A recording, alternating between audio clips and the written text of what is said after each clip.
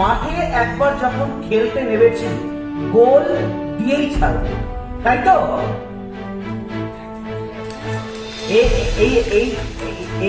এরকম এত মৃদু সুরে কিন্তু একদম বললে হবে না, তোমার বল বলে পৌঁছাবে না। কি গোল দেবো তো? দেবো তো আরেকটু জোর, এমন চিৎকার করতে হবে যে এক্সামিনেশনের রুল দেখে। এর জন্য আমরা দু তিনজন বলবো এখন। তার মধ্যে অভিরূপ অনেকেই চেনো, খুব অ্যাক্টিভ, মানে সোশ্যাল মিডিয়াতেও অ্যাক্টিভ, মানে খুব মোটিভেট করে, ভালো জিনিস। এই অভিরূপ আজকে বলবে হচ্ছে যে মেন্সের যে প্রিপারেশনটা, একটা প্রিলিমসের প্রিপারেশন একটা ছোট্ট করে এসডিও স্যার বলে গেছেন, তারপরে মেন্সের যে জেনারেল স্টাডিজ পেপারগুলো সেইগুলো যেগুলো কম্পালসারি পেপার তার প্রিপারেশন কিভাবে নিতে হবে সেই নিয়ে একটা ব্রিফিংস একটু আলোকপাত করবে অভিরূপ।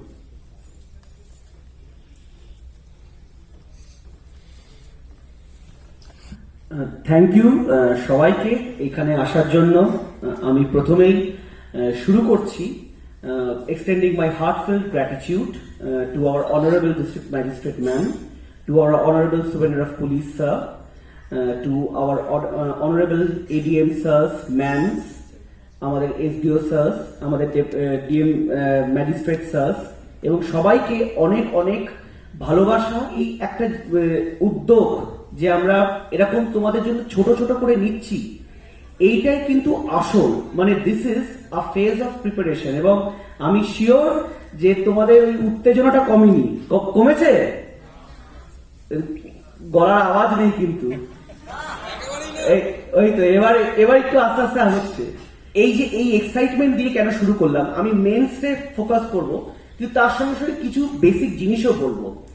প্রথম যখন আমরা সার্ভিস বা এই জাতীয় প্রিপারেশন শুরু করি, আমাদের মধ্যে প্রচন্ড উত্তেজনা থাকে, প্রচন্ড এক্সাইটমেন্ট থাকে যে আমি এইটা করে দেবো, আমি এইটা করে ফেলবো, আমি এটা করবো।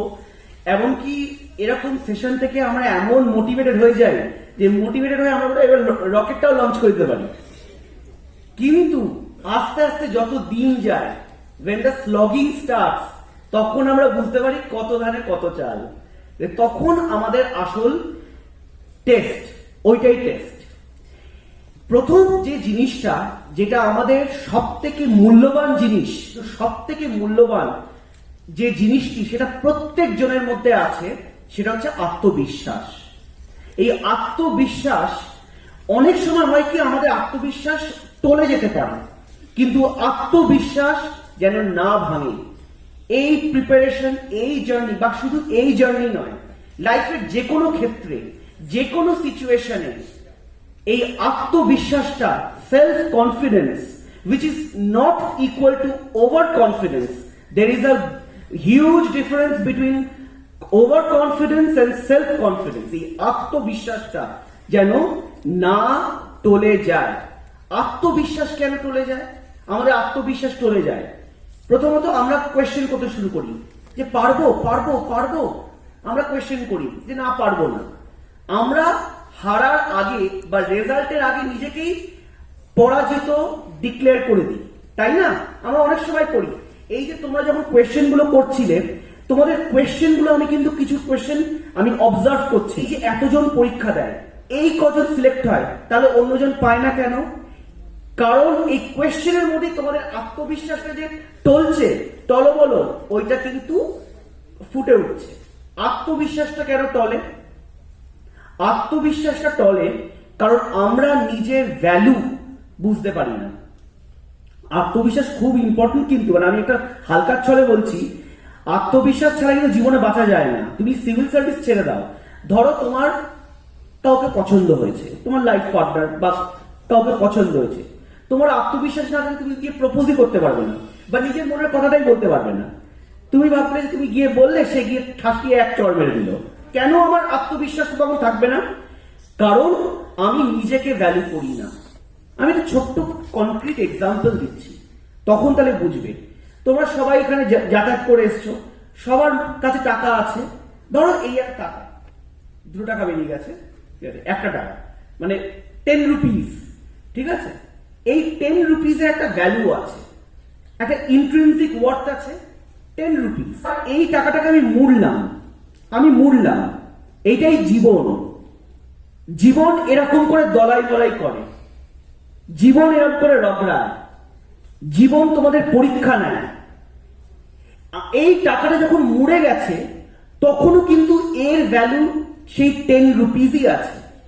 কিন্তু আমরা আমাদের ভ্যালুটা নিজেকে ভ্যালু করি যখন আমাদের খুশির সময় থাকে, আর যখন আমাদের টেস্টিং টাইম তখন হঠাৎ করে আমাদের সেলফ ওয়ার্থ, সেলফ ভ্যালু শূন্য করে দিই, নেগেটিভ করে দিই। যদি খুব ভালো করে বলি, আত্মবিশ্বাস কম, সেলফ ভ্যালু নেই, তাহলে নিজের এই ভ্যালুটা যদি আমরা না বুঝতে পারি তাহলে কি করে হবে? টাকাটা যখন মোড়া অবস্থায় আছে, যখন জীবন প্রেশারাইজ করে মানে একদম পালভারাইজ করে দিয়েছে, তখনও কিন্তু 10 রুপিসই আছে। এই টাকাটা কোনোভাবে যদি ছিঁড়ে যায় তখন কিন্তু এর ভ্যালু আর 10 রুপিস থাকবে না। ওই জন্যে আমাদের আত্মবিশ্বাস কমে গিয়ে যখন আমাদের নিজেকে আমরা ভ্যালুলেস ভাবতে ভাবতে যখন আমরা ভেঙে যাই, এবং ওই ভেঙে গিয়ে আমরা যদি আবার উঠে না দাঁড়াই, তখন কিন্তু আমাদের জীবনের সত্যি ভ্যালুটা কোথাও গিয়ে হারিয়ে যায়। প্রিলিমস আর মেন্স আলাদাভাবে কিন্তু কিচ্ছু নেই, এবং সেটাই আমি কিন্তু বারবার বলে আসি যে আলাদাভাবে আমি প্রিলিমসের জন্য এটা করলাম, তারপর আমি মেন্সের জন্য এটা করলাম, এটা রং কনসেপ্ট।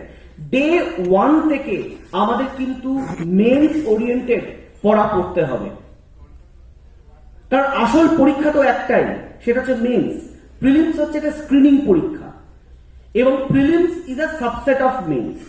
তাহলে প্রথম দিন থেকে আমাকে এমন পড়তে হবে, আমাকে মেন্স টার্গেট করে পড়তে হবে। আমাকে অনেকে জিজ্ঞেস করে, স্যার আমি নতুন শুরু করতে চাইছি, আমি কি করব? একটা জিনিস আমরা কোথাও ভুল করে ফেলি, যেটা আমি আবার ব্যাক করব সেই আত্মবিশ্বাস বা ভ্যালুতে, যে কেন আমাদের ওই শুরু করতে গিয়ে আমরা আবার পিছু পা হয়ে যাই, মানে এক পা এগোলাম আবার আমি পিছিয়ে গেলাম। কারণ আমি কোথাও গিয়ে একদিনে অনেক কিছু করতে যাই, বা কোথাও গিয়ে নিজেকে আমরা আনকমফোর্টেবল করে ফেলি। এটা ফ্যাক্ট যে আমি এখন জানি না, কিন্তু আমাদের সময় আমি খুব ছোট্ট করে বলবো, যেমন আমার এক্সাম্পল, আমি তখন আগে সিভিল সার্ভিস হওয়ার স্বপ্ন দেখি, সিভিল সার্ভেন্ট হওয়ার স্বপ্ন দেখিনি। তখন আমি ডন বস্কো পার্ক সার্কাস থেকে পড়ে তারপর ইঞ্জিনিয়ারিং, তারপর উইপ্রোতে চাকরি করা, ওই করতে করতে অনেক দিন কিন্তু পড়াশোনার সঙ্গে ডিট্যাচড। কিন্তু আবার যখন সিভিল সার্ভিস পড়তে হবে, আমায় কিন্তু আবার ওই মানে ব্যাক টু ক্লাসরুম যেতে হবে, তাই না? আমাকে আবার হিস্ট্রি পড়তে হবে, জিওগ্রাফি পড়তে হবে, সায়েন্স পড়তে হবে, পলিটি পড়তে হবে, ইকোনমিক্স পড়তে হবে। তাহলে আইডিয়ালি কিভাবে মেন্স বা প্রিলিমসে আমাদের প্রিপারেশনটা স্টার্ট করা উচিত? আইডিয়ালি যে বই আমি পড়ে এসছি সে বই থেকে শুরু করা উচিত। Means ideally you should go back to school. স্কুলের বইগুলো, মাধ্যমিকের বইগুলো দেখলে কেউ ভয় কিন্তু পাওয়া উচিত না, তাই না? কেউ হয়তো সেটাও পেল, মাধ্যমিকেও কিছু পড়েনি, কিন্তু আইডিয়ালি পাওয়া উচিত না। মানে অনেক ছবি বা অনেক কিছু লেখা আছে, সেটা পাওয়া উচিত না। তো স্টার্ট ওই দিয়ে স্টার্ট করা উচিত। তারপর আস্তে আস্তে আমাদের মেন যে বইগুলো, যেমন একটা খুব ভালো জিএস ম্যানুয়াল আমি বারবার বলি, যেখানে সব সাবজেক্ট আছে, যেখানে হিস্ট্রি আছে, ইকোনমিক্স আছে, পলিটি আছে, এই সাবজেক্টগুলোর উপর একটা ভালো জিএস ম্যানুয়াল, এবং আস্তে আস্তে কোয়েশ্চেন পেপার দেখে আমাদের প্রিপারেশনটা এগোনো উচিত। এটা কিন্তু both applicable for WBCS as well as UPSC.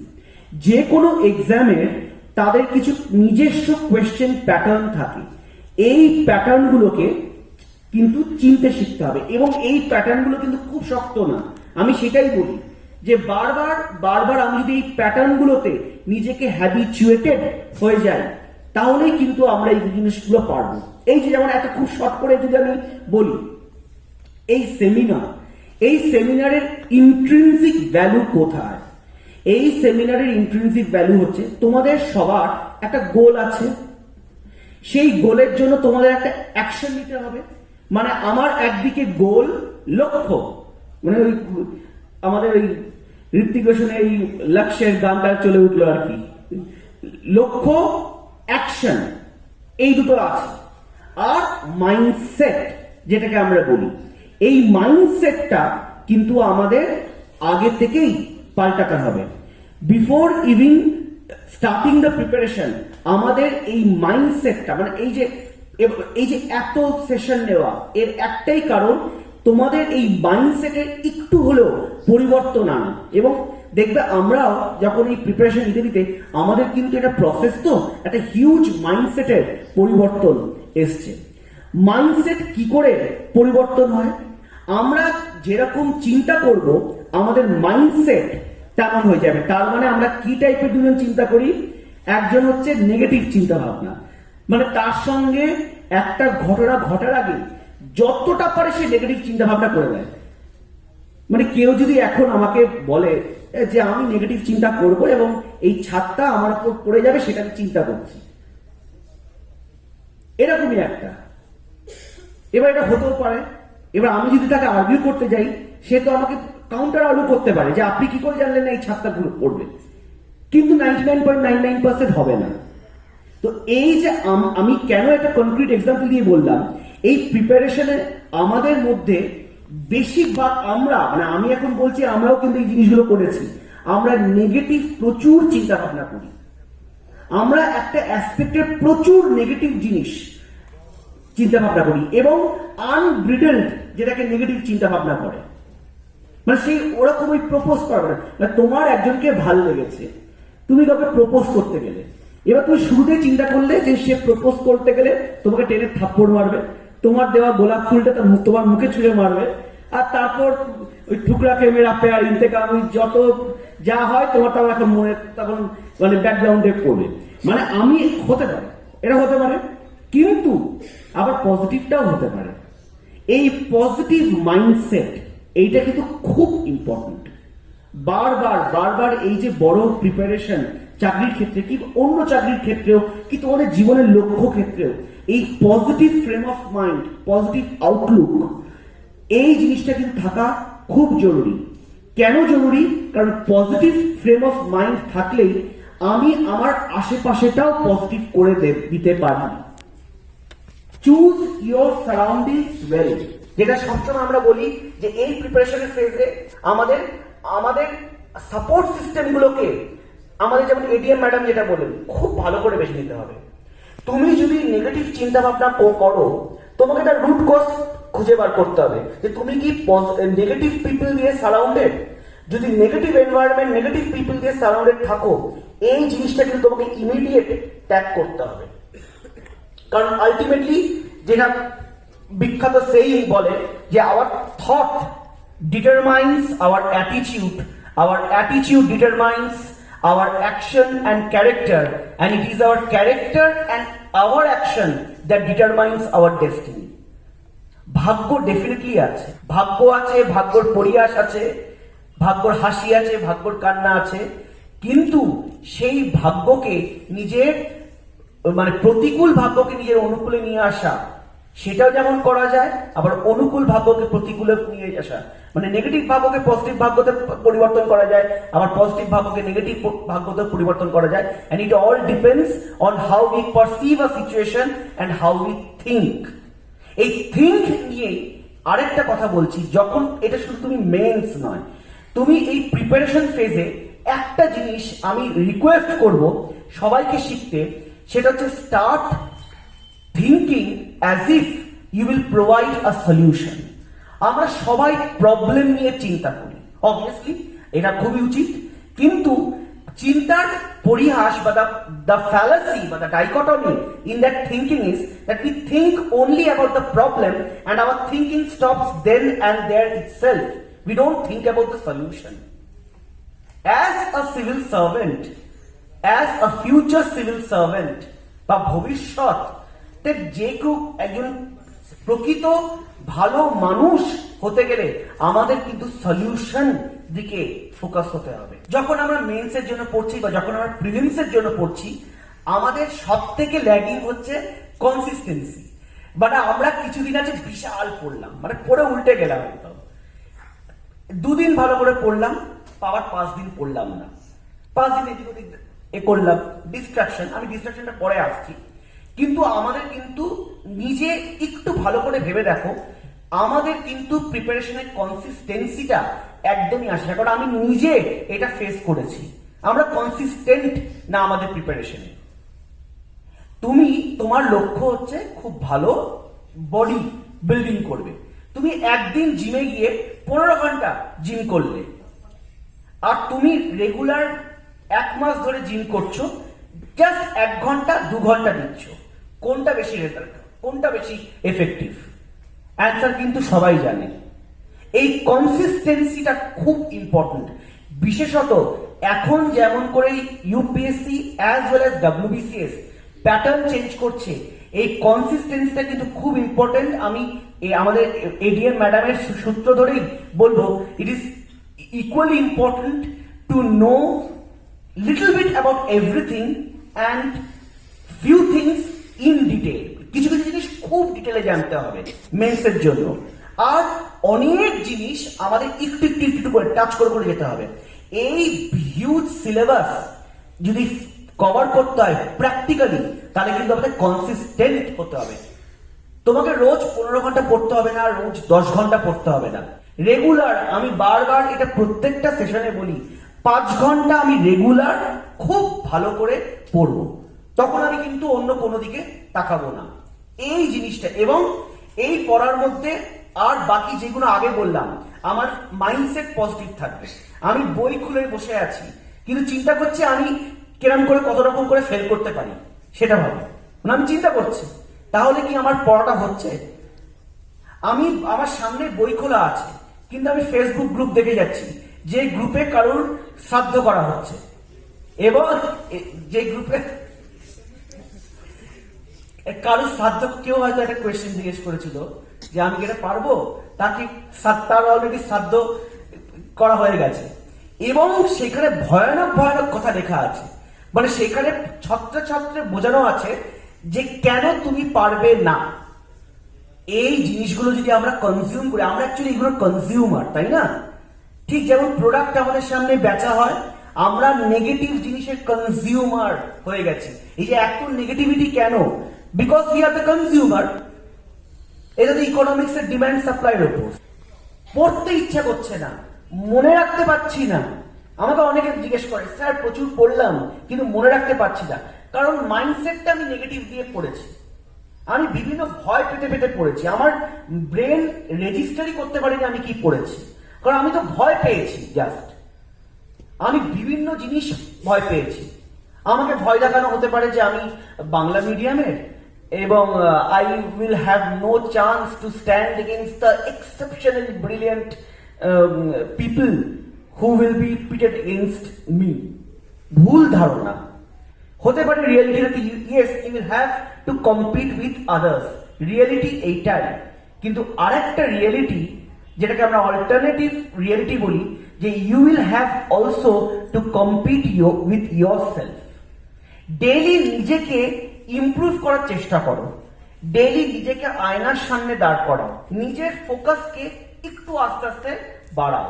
যে আজকের আমি হিস্ট্রি এতটা পড়েছি, আজকের আমি হিস্ট্রির 5 পাতা পড়েছি, কালকে আমি দেখবো আমি সেটা 7 পাতা পড়তে পারি কিনা। তোমাকে একদিনে হিস্ট্রির বই পড়তে বলছি না, এত একদম প্রেশার নিও না। আমি আজকের 5 পাতা পড়েছি, পরের দিন 7 পাতা পড়বো, তারপরের দিন 8 পাতা পড়বো, ঠিক আছে, 8 পাতাই আমার ম্যাক্সিমাম, লেট দ্যাট।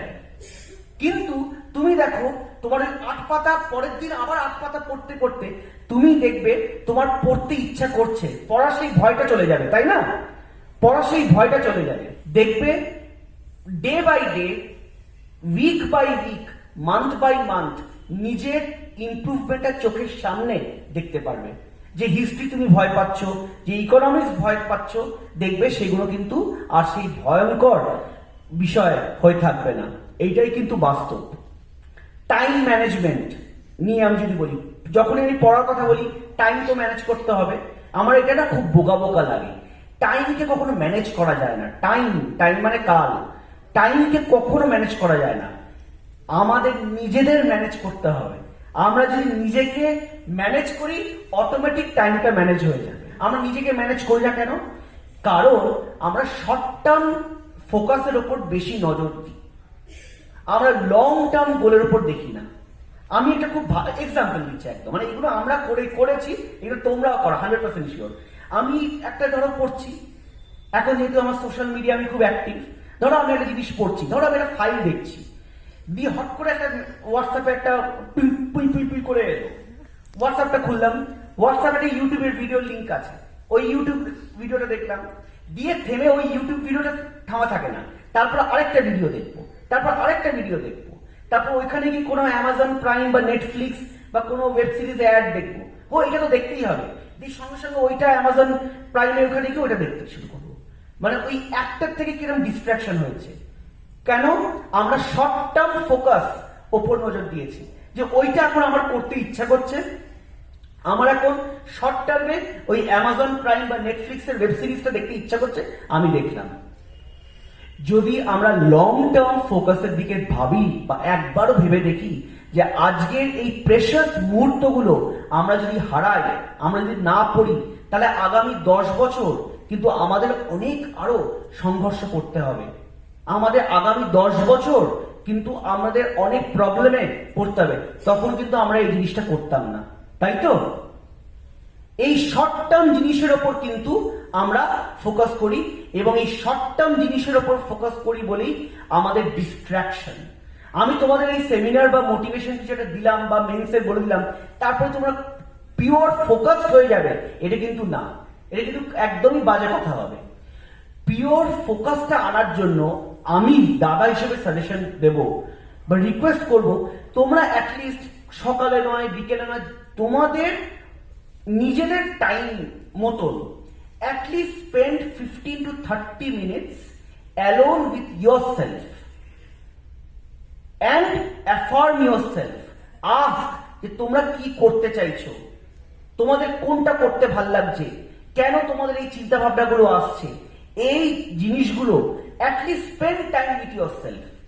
আমরা এত দৌড়ে বেড়াই না, কোথাও এই ভাগ দৌড় বা কোথাও এই র্যাট রেসে আমরা নিজেরা কি চাই বা হায়ার লক্ষ্যের দিক থেকে কিন্তু আমরা সরে আসি, এবং এই ডিস্ট্রাকশন গুলো কিন্তু হয়।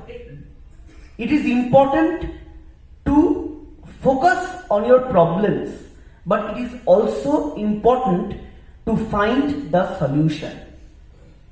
এই যে আমরা পার্সোনালিটি টেস্টের কথা বলি, ইন্টারভিউতে ছত্রে ছত্রে আদার থিংস রিমেনিং কনস্ট্যান্ট, একটা জিনিস নিয়ে মানে আমার হাম্বল রিয়েলাইজেশন হচ্ছে, অপর যে লার্নেড ব্যক্তিগণ যারা ওনারা বসে থাকেন, দে আর ভেরি এক্সপিরিয়েন্সড, তারা তোমার থেকে কিন্তু সলিউশন চাইছে, তারা সব সময় তোমাকে প্রবলেম তোমাকে দেবে, তখন তোমাকে বলছে they are observing how well you can handle the situation, যেটা এক্স্যাক্টলি আমাদের আবার এডিএম স্যারও বলছে যে we have to handle any and n number of situation.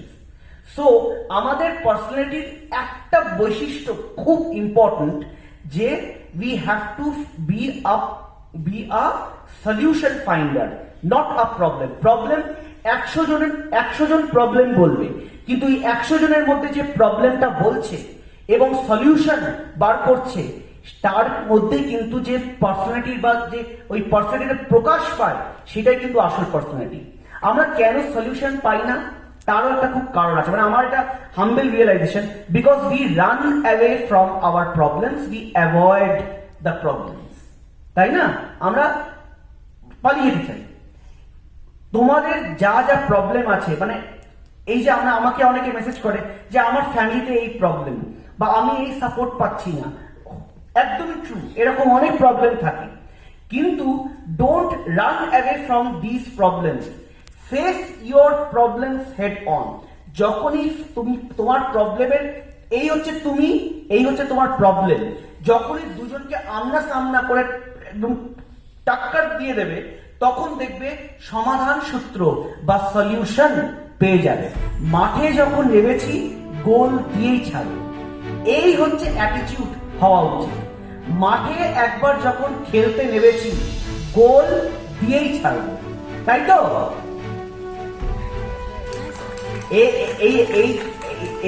এরকম এত মৃদু সুরে কিন্তু একদম বললে হবে না, তোমার বল বলে পৌঁছাবে না। কি গোল দেবো তো? দেবো তো আরেকটু জোর। এমন চিন্তা করতে হবে যে এক্সামিনেশনের রুল একটা পেয়ে যাবে। মানে WBCS, তোমরা WBCS বা UPS থেকে ভয় পাবে না, ওরা যাতে তোমাকে ভয় পায়, এটা তো বেশি হয়ে গেল।